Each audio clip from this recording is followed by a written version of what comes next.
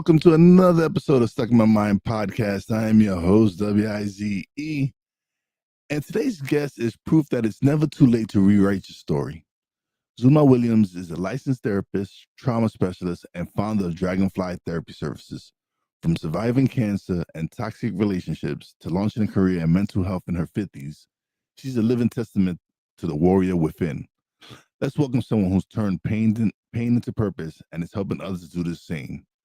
Welcome to the show, Zulma Williams. Thank you so much for having me. Such an honor. Oh, the pleasure's mine. Thank you for being for being a guest. I appreciate it. Sure. So, what was it like growing up in Buenos Aires, and what values did your upbringing instill in you? So I was born and raised there.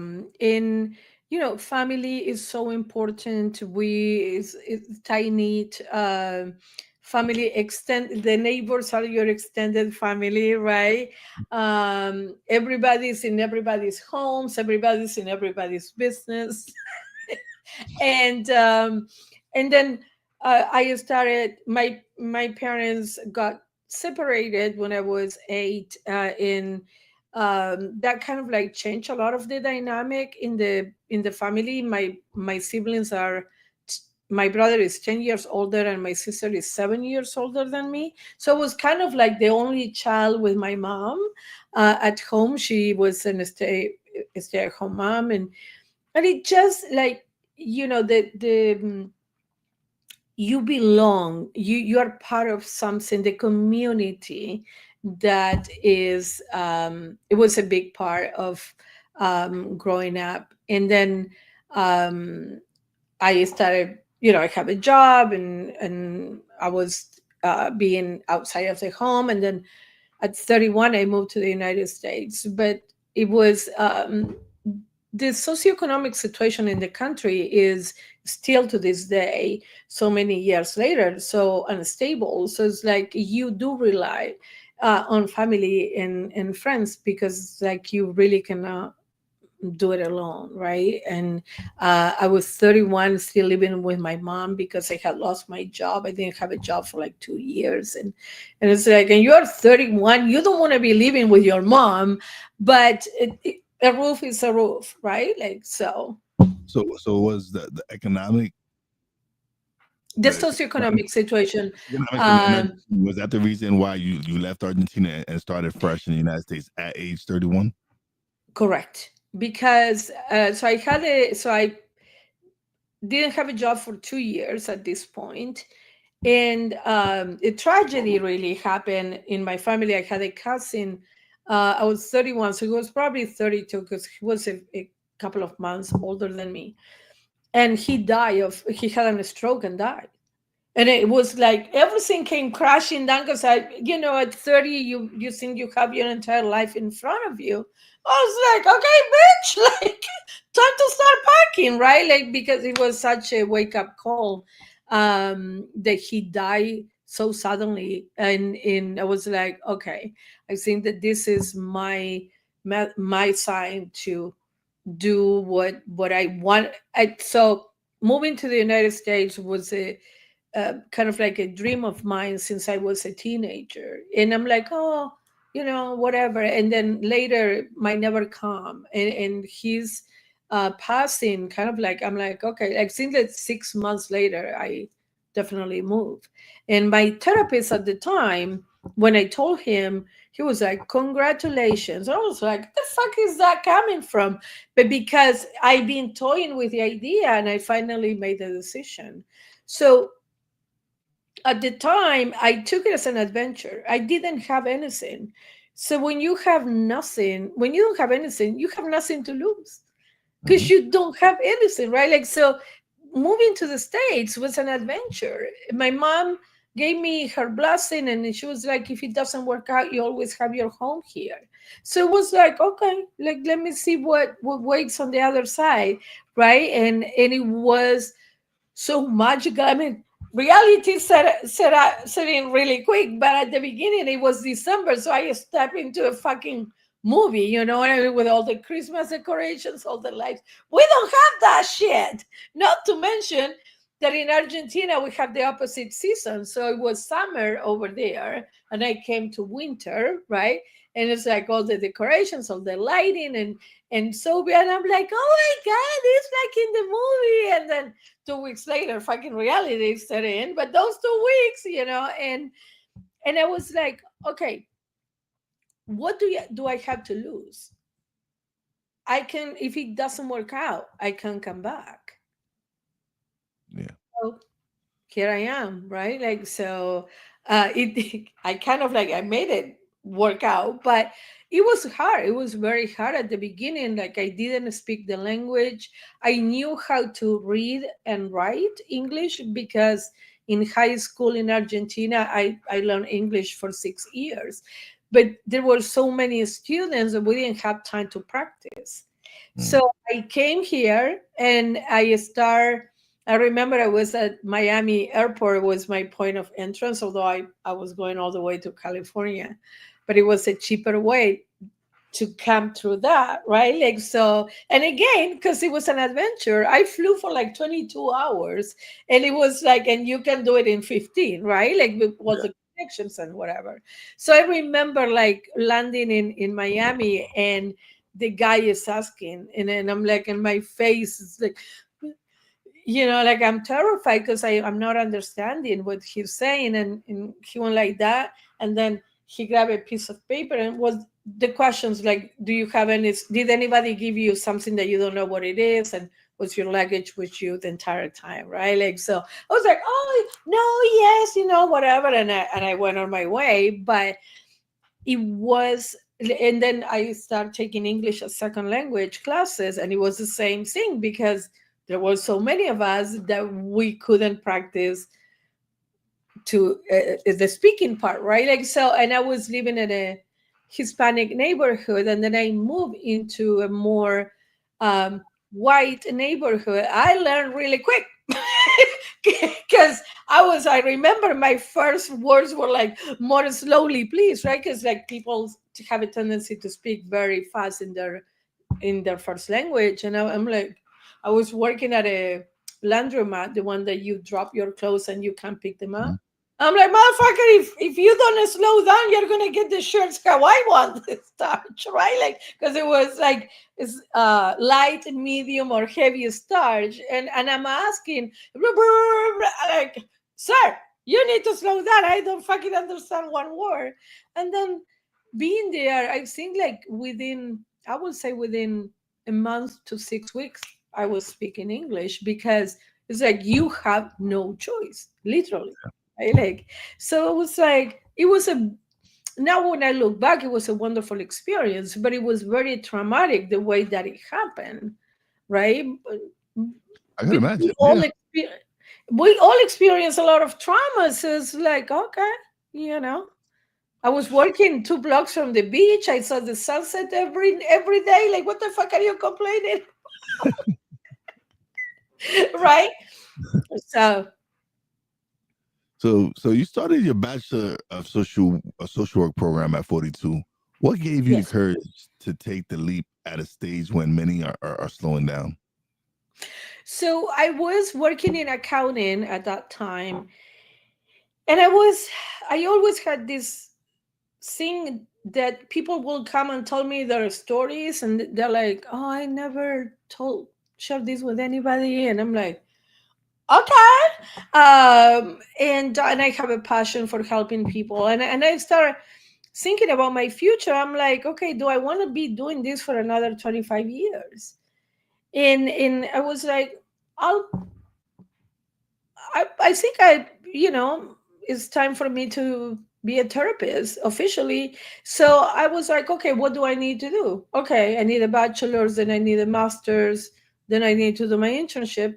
So I started my bachelor's, but I didn't quit my job because I still had to pay bills and buy food, right? Like so I was doing this in parallel. A lot of times we are having this idea that in order to build something new, I have to destroy what I have. And it's not like that. While I was creating a different future, I was still living in the present, in my present at that time.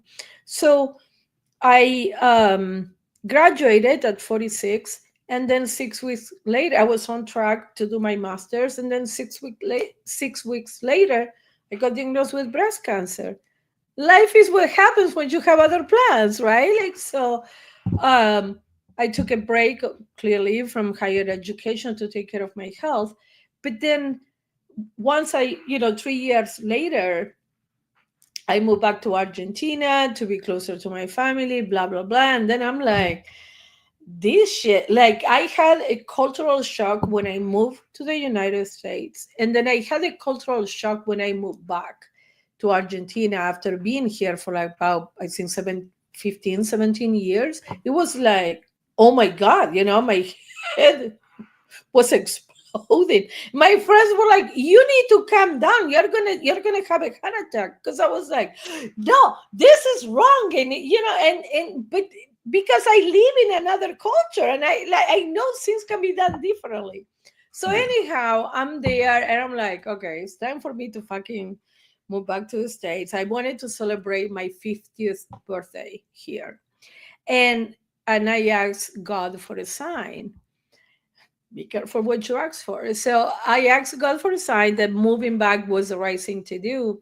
And out of nowhere, I get a message from the university to my personal email saying, "We have the advanced master program back. Do you want to enroll?" Right? Like, so I asked for a sign, I got a banner, right? And I'm like, okay. And I moved, I celebrated my 50th birthday here. I started school. I graduated at 51. The thing is that, so I fucking talk too much. To answer your question, it was, if social work doesn't work out for me, I can always continue to do accounting. But if I don't try it, I don't want to be regretting this in my deathbed, right? Like a lot of hospice patients, I don't work with that population, but a lot of hospice patients, their regret is that they didn't try more shit when they were alive, right? Like, Mhm. so I was like, okay, what do I have to lose? If this doesn't work out, I gain an education. I have a bachelor's degree. And if but I really never thought that it was not going to work out. But just in case that it didn't work out, I'm bilingual in Spanish. We need these services for our Hispanic community. And it's like, okay. And if, okay, all that shit didn't work out, my accounting knowledge didn't disappear from my brain. So I kind of always do that, right? Like, so I encourage people to step out of their comfort zone because, okay, you tried something and it doesn't work. You are back to where you began. Like, what do you have to lose, right? Because I was gonna be 50 with a degree or without a degree. The time doesn't wait for anybody. So how do you want to use this time, right? And also for this profession, I thought my age is an asset. My life experience is an asset. Because when I have a client who moved here, I'm an immigrant too. So you don't have to tell me, right? Like we can Sure. connect on a different level. There's somebody who is just bilingual, but doesn't have the cultural part, right? Like you are Hispanic too. You know that women don't have a voice, right? Like you shut up, you sit pretty, you Yeah. pop babies, and right, and you cook, and it's like, okay, I understand that culture, and I had kind of like a that was so clear to me because my therapist here is white. And so, like, I'll be telling her whatever. Like, I had an ex-boyfriend from Argentina, and I'll be telling her stuff, and she will be like, "Why?" I'm like, "What you mean why?" Because that's part of the culture, right? I didn't understand why she didn't understand Yeah. what he said or what he did or whatever. And I'm like, what you mean why, right? Like that's the way that it is. He's the man, right? Like, so to so being older student, being an older, like transitioning into this profession at an later time, it, to me, is an asset because I bring a lot of life experience Hmm. to the therapeutic relationship. So, but the main thing was, why not? A lot of people say why, and I say why not, right? Like, what do I have to lose if it doesn't work out? At least I tried it. So what made you really realize you wanted to help others professionally? I so this ex boyfriend, the Argentinian one, he was verbally and emotionally abusive, but I didn't know that. I was very depressed. We were fighting all the time, and I was suicidal. And I told my therapist, like, I don't know, but I just don't want to leave anymore. And she's like, you are being abused. And I was like, oh no, no, you're mistaken. He doesn't touch me because to me abuse was physical abuse. I beat you up and I sent you to the hospital, right? Yeah. So I started learning about emotional abuse and verbal abuse, and it was like, holy shit! I consider myself an educated person and a smart person, but I didn't know I was being abused. So it was kind of like, I want to do this. I want to help other women. I want to bring awareness into the community because if I don't know I'm being abused, how many other women are taking this again, the cultural part, right? Like, I'm from Argentina, he's from Argentina, this is what we fucking do, but not necessarily, right? Like, it's like to bring it a different light. So I think that that was the inspiration, although it happened way before I started school. I wanted to be her. She helped me so much, and I was like, I I want to know if I'm able to help another person the way that she helped me, right? Because she, of course, when you do therapy, the therapist is a guide, but I did the work. But to me, she was helping me so much because she was kind of like directing this all this energy that I had in order to make it productive so I can do better, right? I can feel better. And here I am. So is because of her influence and how she literally saved my life. I say therapy saved my life, not specifically her, but her help into because I wanted him to change, right? And she said, well, that's not in your control, but if you change, then the relationship cannot stay the same. Yeah. And that right, that blew my mind. So I was like, okay. So she said, we're gonna work on you.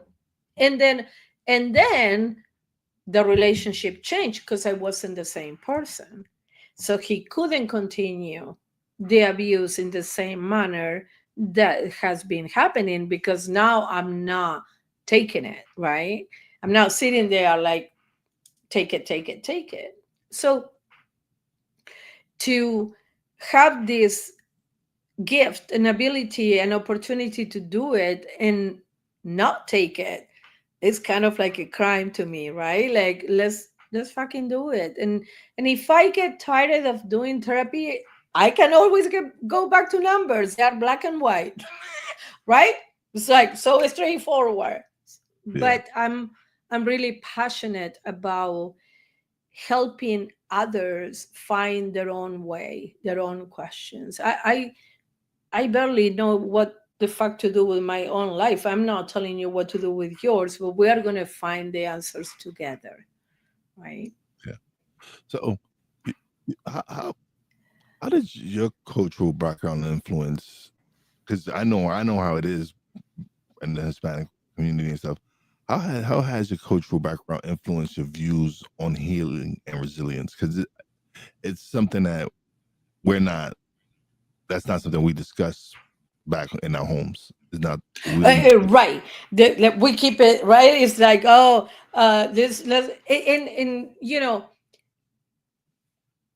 God, so I was raised Catholic, and although I'm not actively practicing anymore, I do believe in God. So when I got my diagnosis, my first reaction was, why me? But then I don't have children myself, but at that time my mom was alive. Then I start reflecting, well, I have my mom and I have a sister and I have nieces and I have girlfriends. If it was not me, would I prefer that it was one of them? And the answer was no. So I changed the question from why me to why not me. And then once I step out of my victim mindset, right?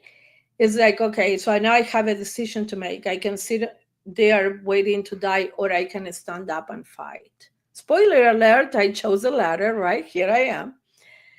But to answer the question, the cultural part was mainly the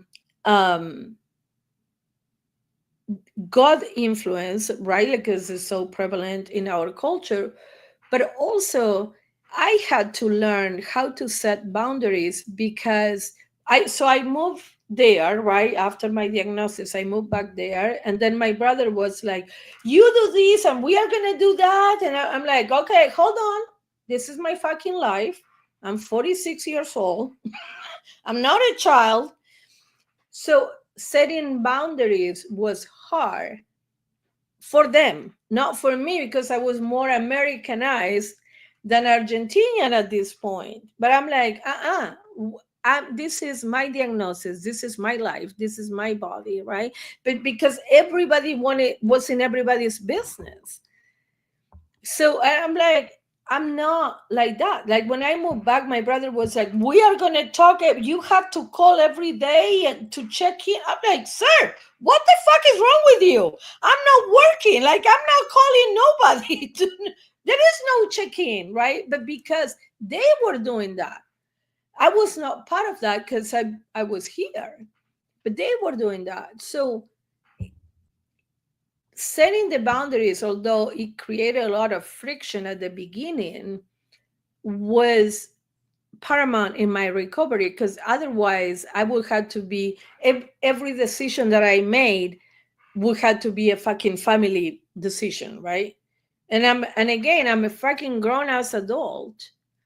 So if for people who are listening and they are not so Americanized that it's hard to set boundaries, I want to say, like, it's okay that you are making your own decisions, because this is your health, this is your life, this is your body, right? I refuse chemotherapy at the time, and the doctor in Argentina, she was like, oh, if it was me, I would do it. Say, with all due respect, doctor, it's not your body, it's mine. So when you get the diagnosis, you make your own decisions, Yeah. right? And that, by all means, this is not medical advice. In my situation, I asked, what are the chances? And they were like 50-50. I'm like, no, you gotta give me 80-20. I'm not gonna poison my entire body just in case that one cancer cell got missed. And no. So they came out with an alternative treatment. Oh, see that there is fucking alternatives? Like that's not the only fucking thing.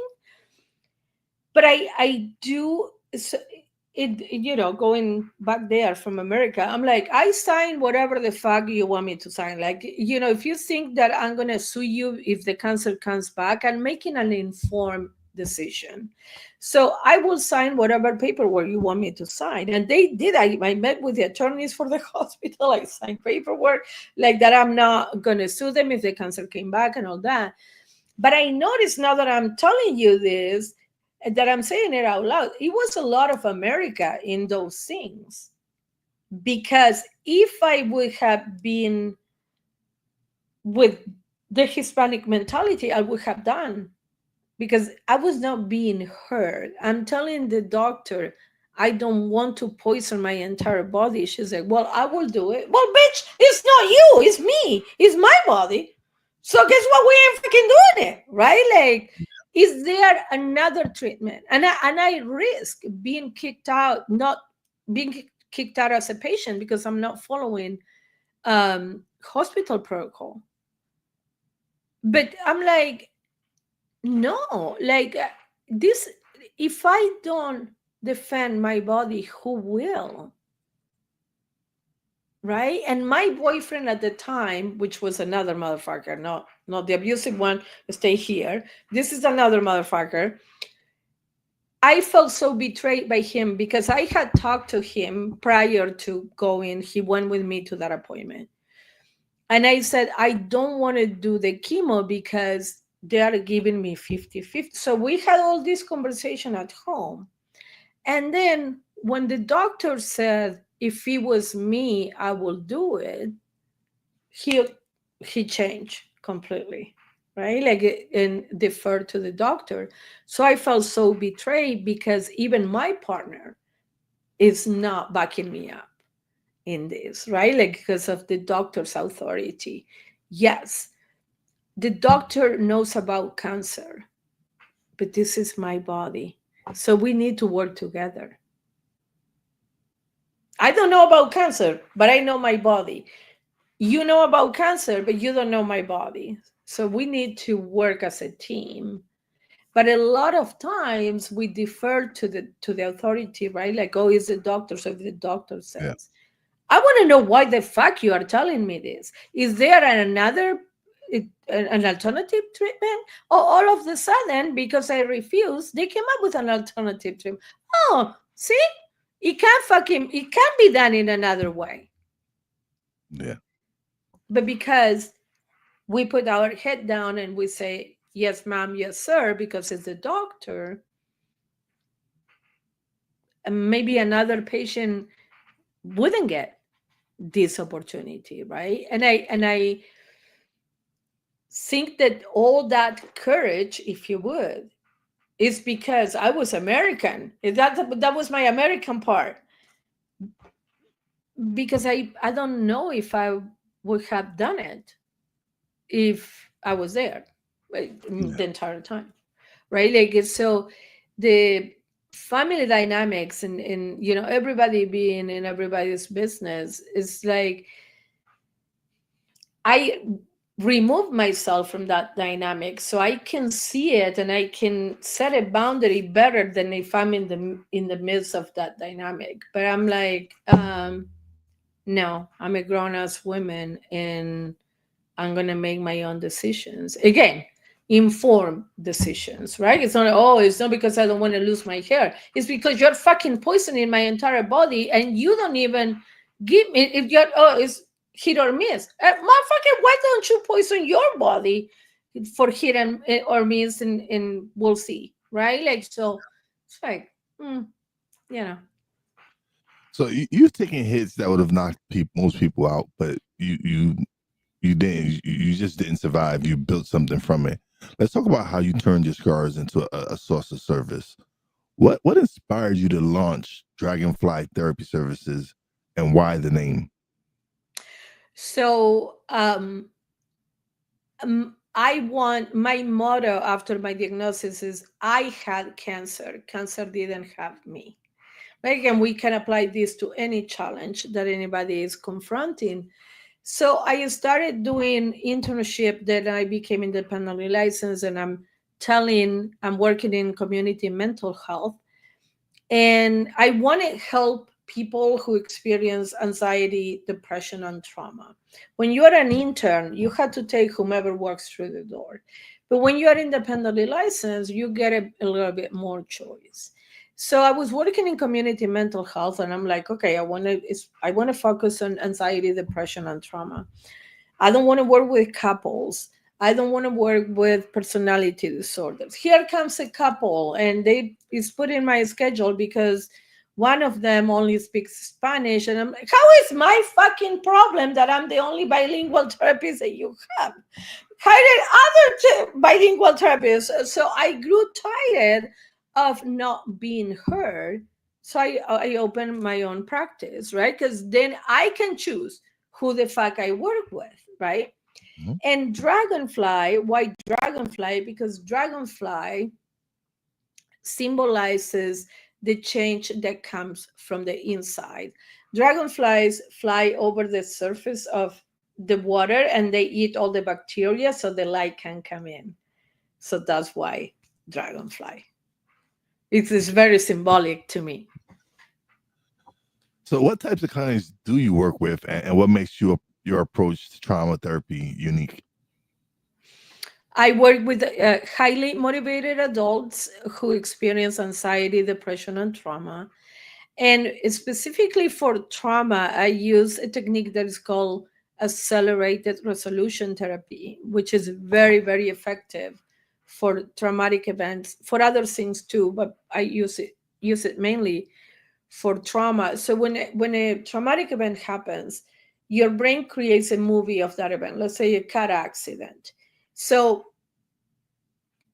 a car accident happens, then you start feeling anxious about driving. And when you are approaching the intersection where the accident happened, it's kind of like, oh my God, I'm going to get hit again, right? Like, so what this technique does, it uses eye movement. So I'll be guiding your eyes to follow my hand. And then I'm guiding you into watching the movie of the accident 2 times.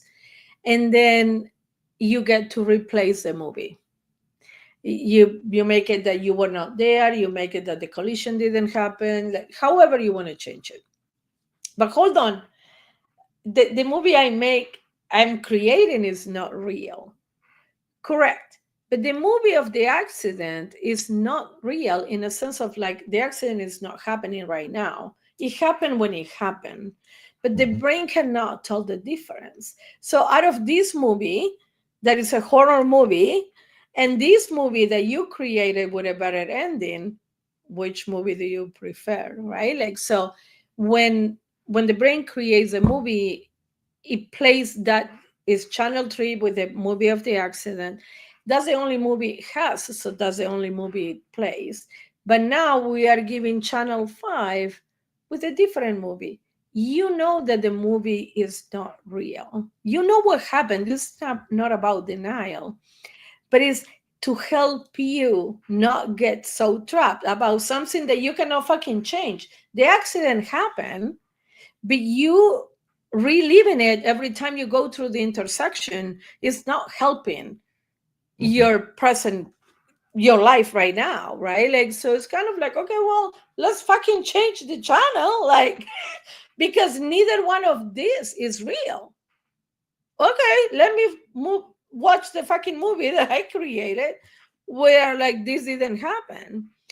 And I'm using a car accident as an example, but it can be used for sexual abuse in childhood, for example, where it's so empowering because in your new movie, you can go as the adult that you are now and rescue the earlier version of yourself. So when you got abused and you were a kid, you couldn't stand up to the perpetrator. But now, as an adult, you can protect the earlier version of you, right? Like so in the new movie, you go in as the adult that you are now and you rescue yourself, which is so empowering because at the time that the abuse happened, you couldn't have done that because you don't know how to do that. But now it's like, okay, motherfucker, like you're not gonna right, like because you will protect your children from something like that happening.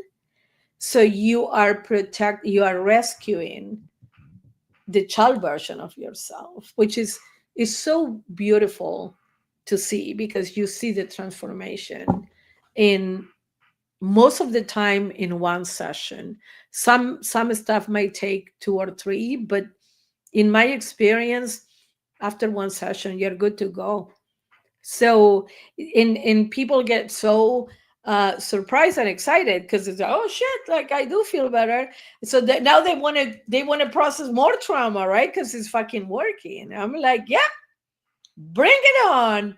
Let's start changing the narrative because when when I have a client with a traumatic event, to me it's an opportunity to help.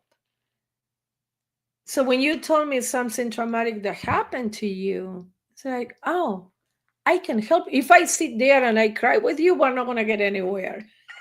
I'll see it as an, oh, how can I help you? Right? Like I'll see it as an opportunity to help. So I am very in tune with this type of diagnosis in clients. I don't know. I can connect with personality disorders or with mood disorders like substance abuse. Although substance abuse is so linked to trauma, I want to work with a real version of you. And if you are under the influence, I don't know who you are, right? Like, I mean, who is sitting here in front of me? So, and that's why I refer those situations to other people who specialize in that. If you have heart issues, you're not going to go to the gynecologist. You're going to go to the cardiologist. This is the same. If you have substance abuse, what the fuck are you doing with me? Go to someone who specializes in that and can help you better. I want you to get better. It doesn't have to be with me. So if I feel it's not a good fit, I will refer you out. There is Mm. enough therapists to treat all the fucking things. It doesn't have to be me. I don't know if they swear like I do, but you know, you cannot get everything, I guess.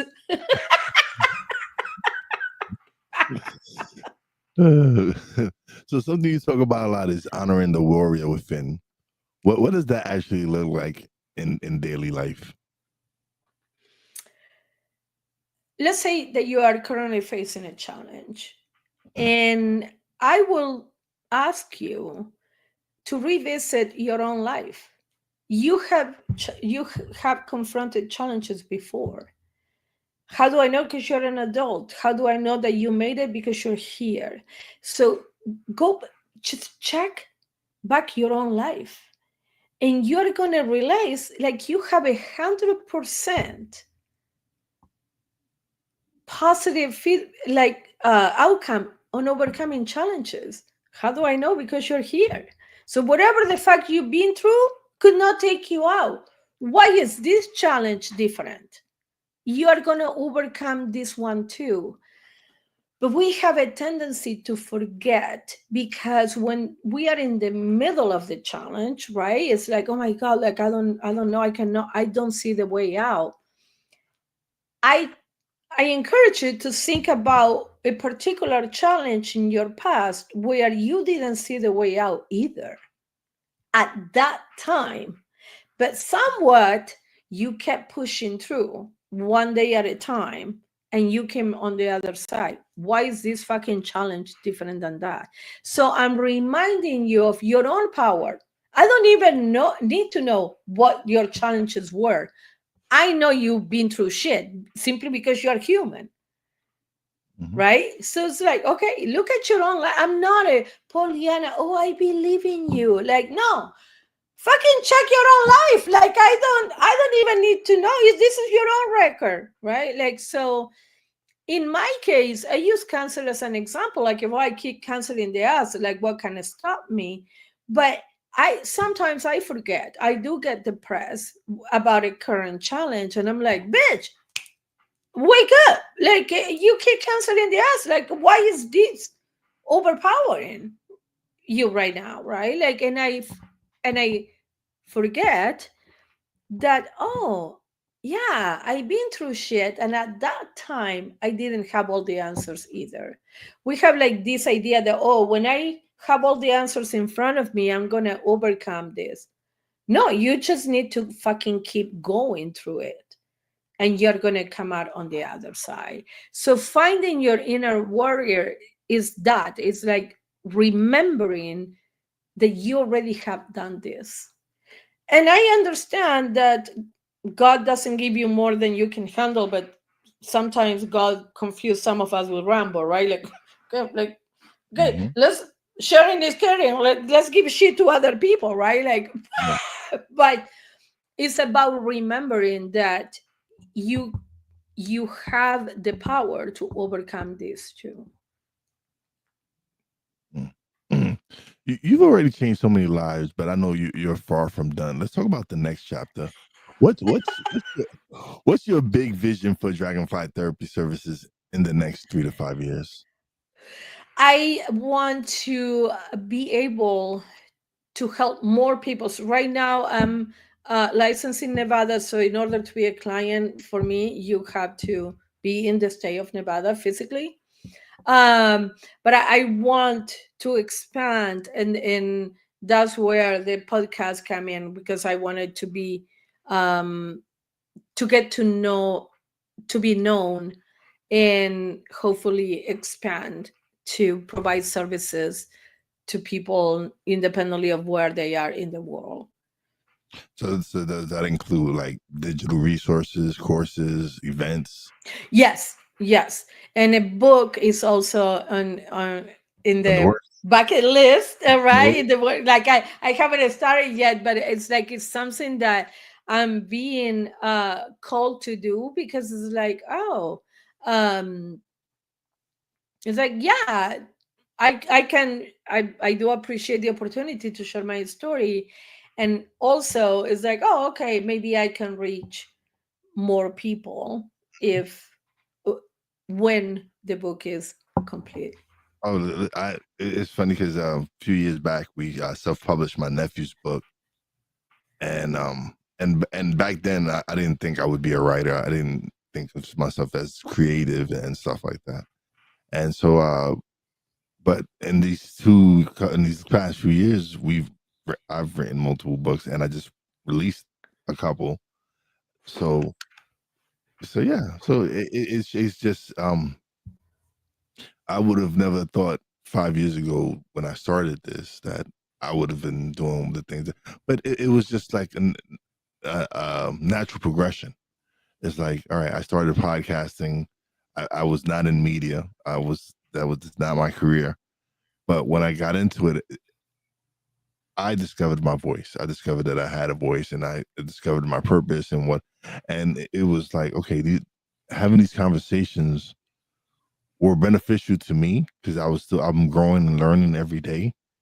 But then I'm realizing that it's also impacting other people. When people are sending me messages like, "Oh, I had to hear this episode. Thank you." Or in one case, it was a guest of mine that I had not released the episode. I had kept it away for like a year, and I didn't. And when I finally released it, the person that impacted the most was the person who did the episode with me, because she was going through some stuff, and Oh my sharing god, I love it. sharing the episode out. I put a lot of I've because me and her we've become friends, and we still communicate through messaging and all that, because she's in I think she's in New Zealand right now. But Oh, yeah, because she's Italian, and she lives in Italy, and she's been traveling, and so. But when I released the episode, she was in a point in her life where she was doubting herself. She like the picture I used for the thumbnail. She was like, "Yo, that's one of my favorite pictures of myself." She says the description you say about me and all the stuff you say about me. She says I forgot that person. I forgot who that person was. She's like, I've been going through all this stuff, wow. and it was like there was a reason that I held on to that episode for that Right. long, because like a year later she needed the episode more than anything else. So the fact that she was like, "Yo, thank you," I was like, "Man, you just this is doing something." That's the power that you have, right? Right. It's funny you mentioned that, because I always say when you are in the in the picture, you cannot see the picture, Mhm. right? Because although she recorded the episode, she forgot Yeah, her own power, her own internal and stuff. warrior, Yes, right? Like, so by you publishing and in doing what you did, it's like, oh yeah, shit, okay, yeah, I'm that person. yeah, Yes, I remember her. yeah. And that's how it went. When she messaged me, she's like, "Yo, I've forgotten who that person was." And by your words and you using a picture that I love, that I feel so beautiful, and it reminded me kind of who I am. And so it was like, okay, even though, and I apologize. I said, "Yo, listen," she was like, "I guess this is when it needed to happen. Like this was the time that this episode needed to be released, because she needed it at that time. Right. Right. Mhm. Absolutely.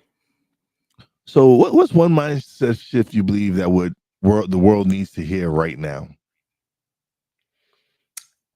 If you woke up today, that means that your mission in life is not complete.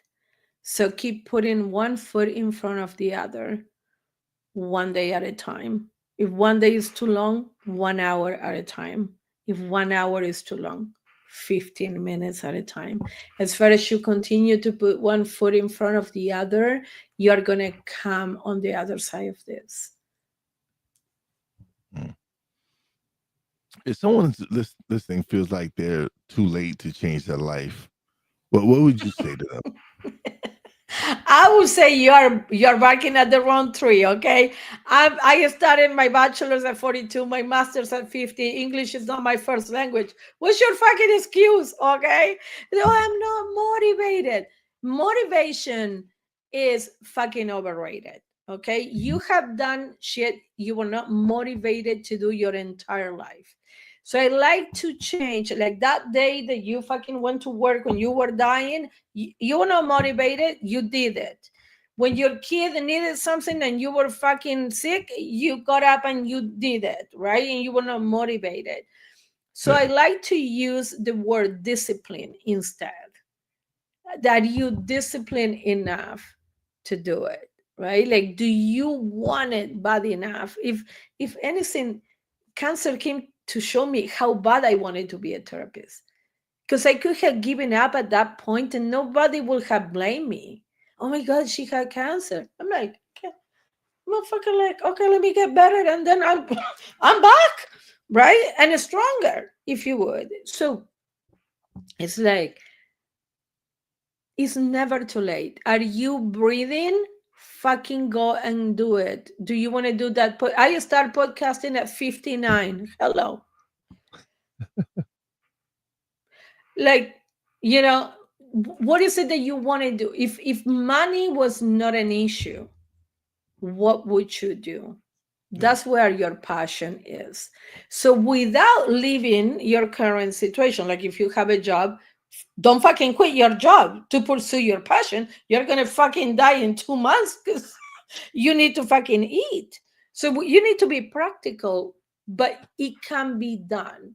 You don't need to destroy where you are in order to build your future. So start now. Well, I don't know how to what fucking learn everything. Like now everything pop out YouTube. Like you're gonna find a caster on my fucking office chair broke. I'm like, okay, YouTube, like, how do you pop? I didn't know how to pop. You just had to pull it out. I didn't know that. YouTube told me, right? Like, so, and I replaced it. So it's like, just Google how to do whatever, and you're gonna use Chat GPT. Like, what are the steps? I want to do this. What are the steps, right? Like, so, and start doing it, yeah. because you are going to turn 50, 60, 70, 80, having tried that shit, or without her, or without that shit. What if that shit works and you're a lot happier? We always talk about the fear of failure, but fear of success is very real. Yeah. What if I try this and it works out? Oh, I cannot be fucking complaining anymore, huh? Right? Or at least not complaining about this shit. So fear of success is a very real thing. Who am I to be doing better than my family? Right? Mm. And it's like, who are you to not fulfill your purpose in life? To dim your light so that other people wouldn't be uncomfortable. What if your mission is to show your family that this can be done? I left Argentina. I'm paving the way for my nieces and nephews so they know that there are other things that can be pursued and tried, right? And and again, if it doesn't work, you are back at the square one. What the fuck did you lose? Mhm. Nothing. So it's like, don't be afraid to learn new things, and then if it doesn't work out, you are back to square one. Like, what the fuck did you lose? Nothing, because you have in your mind, well, this didn't work. So you have information. When you try something and that shit doesn't work, that's information. So you don't lose, you win either way. If it works out, yay. And if it doesn't work out, you gather information. Either way is winning. So it's like, okay, you learn how not to do whatever the shit. So you try something different next time. So there is never too late. You know, when it's too late, when you're dead. Yeah. So Zuma, before we wrap up, because this has been a great conversation, you're gonna let the people know what's the best way to connect with you, work with you, or share your message. So I'm gonna give you the solo screen, and here you go. Okay, so my Instagram is at the sweating therapist, and Dragonfly Therapy Services.net is a website. And also I have my own show, is called my own podcast is called Keeping It Real with Zulma, the sweating therapist. Thank you. And so, if in case she's not saying sweating therapist, she's saying swearing therapist. If anyone out there is mistaken, I don't want y'all to go looking for the sweating therapist. I need y'all to go look for the swearing.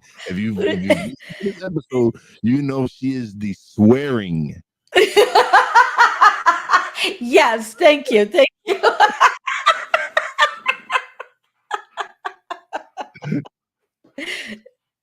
Zuma, thank you so much for being such a great guest. Don't just leave yet, though. Let me close out the show, and we'll talk a little bit off the air. But thank you so much for being such a great guest. Thank you for having me. Such a pleasure. All right, everybody. Thank you but thank you. Oh, let's see. Let me. There we go. All right, everybody. If you vibed with today's episode, don't just listen. Move. Follow today's guests. Connect with their work and take action on what hit home. You already know this is Stuck in My Mind podcast, where stuck is a mindset, not a life sentence. Subscribe, share, and leave a review. Let's keep elevating together. Until next time, stay hungry, stay humble, and stay real. You know, your boy Wize does it. Peace out.